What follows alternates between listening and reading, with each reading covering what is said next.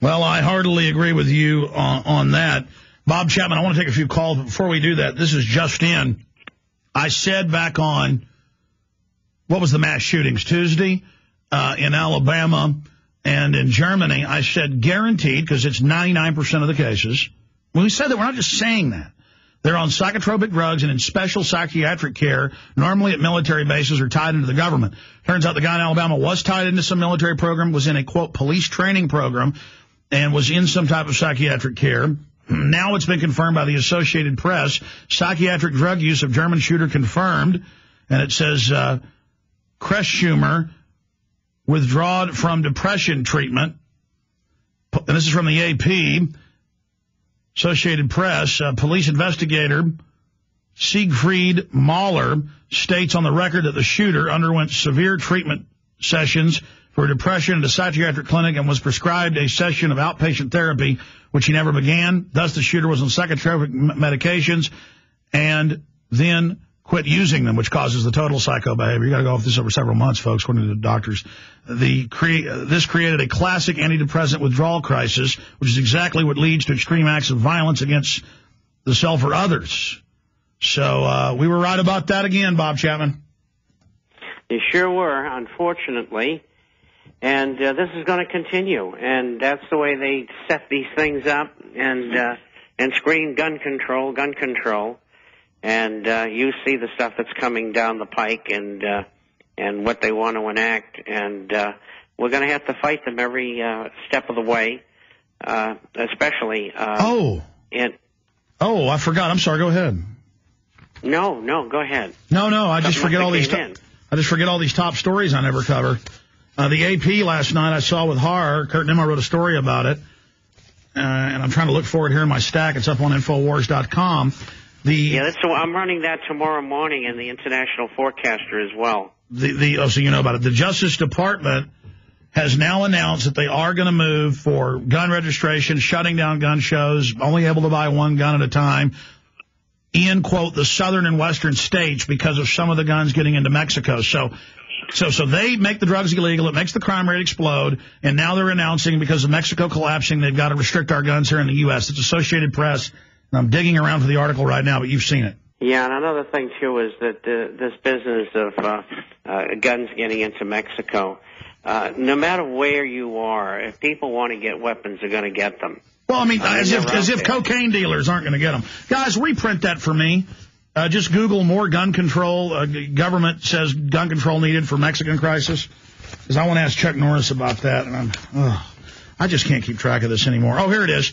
Department of Homeland Security proposes U.S. gun laws to fight Mexican drug cartel violence. Kurt Nimmo, Infowars.com, and he links to the AP.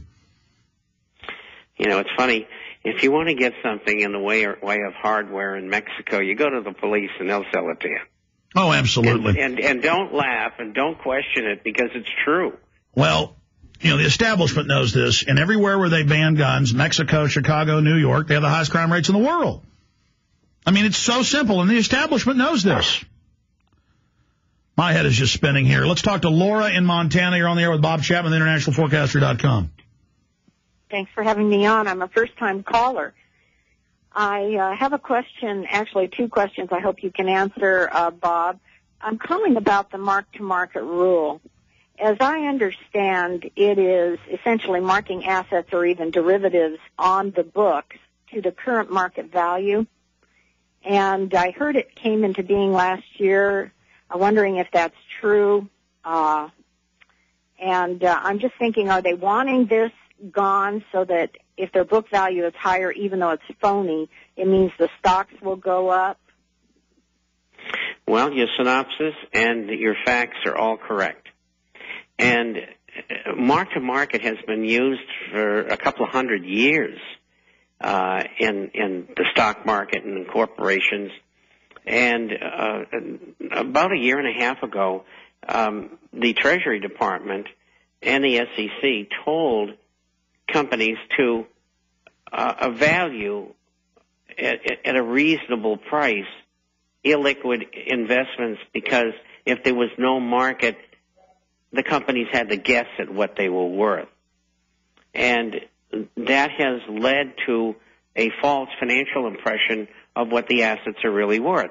If you've got a collateralized debt obligation bond, which is full of mortgages, and it was sold as AAA, and it really now is like triple B minus, and though the mortgages, which might be parts of thousands of mortgages within that bond, are really worth 15 cents on the dollar, what's happening is the owners of those bonds, corporations, pension funds, whatever, they're marking them to a guess at the market, which might be 80 or 75 or 65, 70%, when in fact they're worth much less. Now, the Treasury Department, the United States government, the SEC, doesn't want them to discontinue doing that. They don't want it marked to the real value in the market, because that would be 15 cents maybe. And so what we have here is phony bookkeeping. The whole thing is insanity. I always call it Mickey Mouse bookkeeping. And that's what they're trying to do, subterfuge in the American public to make them think that many companies that hold this toxic waste are really worth more than what they are, and that everything's going to be okay. And yes, it would tend to make their stocks go higher. Well, okay, I don't understand then.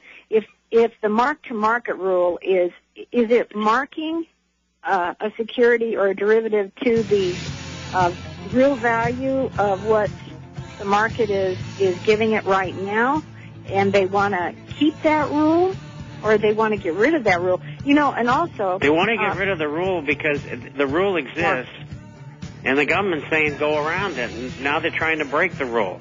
All right, stay there. We got a break. Final segment, Bob Chapman, then Chuck Norris with Bob Chapman. Ian in England. Ian in England, you're on the air. Welcome. Hi, Alex. How are you doing? Good, Ian. Right.